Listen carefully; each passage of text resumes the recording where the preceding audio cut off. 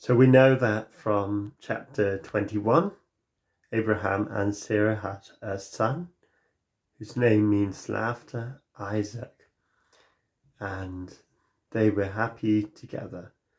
But what then of Hagar? Well, Sarah had reacted quite unfairly to Hagar and thrown her out of the household, even though, remember, dear friends, she was the one who suggested Abraham to have a child with her. Anyway, God promised to Hagar that he would be there with her as well. And she gave birth to a son called Ishmael, who went on to be the founder of another great nation as well.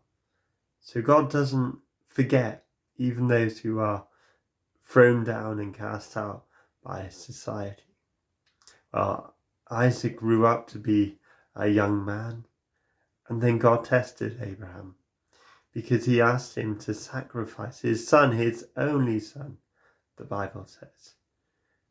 And Abraham obeyed God, and he brought Isaac to the place of sacrifice. But there's a really key verse in there where Abraham and Isaac talk about the sacrifice, and Isaac says, we have the fire, we have the wood, but we don't have the sacrifice. And Abraham says, God will provide himself a lamb. I think this is very interesting because the sacrifice God did provide, he spared Isaac, of course, was a ram. So this mountain, Moriah, was the exact same mountain where Jesus is said to have been crucified. So perhaps this was a prophecy pointing towards Jesus. It could be God himself providing himself to be the sacrifice for you and for me. Oh, my friends, the Bible points to Jesus all the way through. And then Abraham grew old.